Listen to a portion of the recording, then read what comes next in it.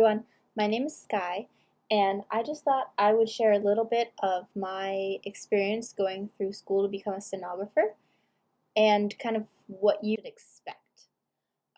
Every school is going to be a little bit different. I do have a friend who her friend is going through a different school, and their program is set up a little bit different. Um, this is kind of a rough general idea. So, when I first started, we had to do anatomy once a week on Tuesdays, and I chose the evening class. So my school now basically goes Monday through Thursday from 6 p.m. to 11 p.m. So at the beginning of the program, we only had to go to school on Tuesdays from 6 p.m. to 11 p.m., which was awesome. The biggest part of it was we just had to go over anatomy. So this was my anatomy book. It was $226 that I got from the school. I kind of destroyed this book a little bit. Water bottle leaked, so the plastic came off, and on the bottom of the pages are crinkly, and some of the ones in the beginning are stuck together. But I just wrote and highlighted and all kinds of stuff in this book. Let's see if I can. There's one. So if you can see, I've kind of written on sticky notes on the page because I don't know, I tried to start doing that as opposed to just straight up writing in it. And then on this side, I have the highlighting that I would do, or I go to a later edition. And then this one wasn't too much writing, but it was just like down in the corner, just being.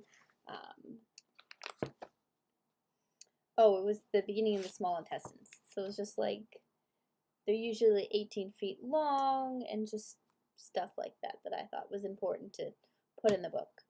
And I have all these, like, they started off as really small tabs, and I couldn't write a whole lot on here, like there's homunculi or digestive system or skin.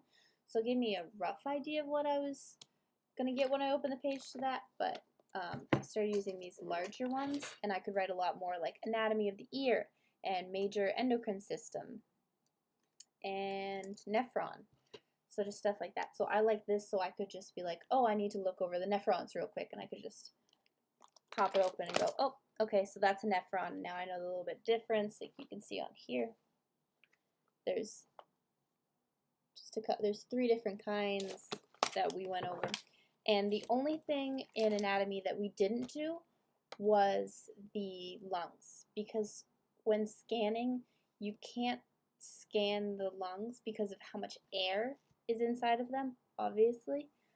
And the way that the scanning with ultrasound using sound waves, it doesn't quite react well with air, so you can't get a great image. So we don't learn to scan that, so we don't have to learn the anatomy of that, which was kind of nice to kind of give us one less thing we had to remember, but anatomy is a really important subject.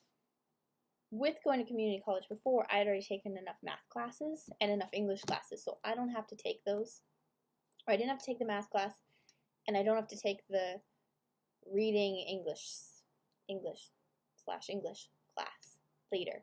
I did have to take a speech class for whatever reason, and they did assign 2 books for those. It's just messages of the communication skills book, which was $26, and then crucial conversations. Yeah. I kept thinking it said critical conversations. I just kept messing it up in my head, but yes, crucial conversations. Tools for talking when stakes are high.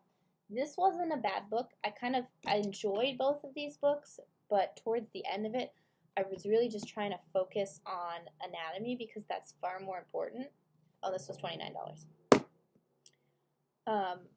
Anatomy will kind of follow you through everything, and it is important that you can talk and have a conversation with other people and get your thoughts across and not anger patients and their family and stuff like that if you do for some reason talk to them.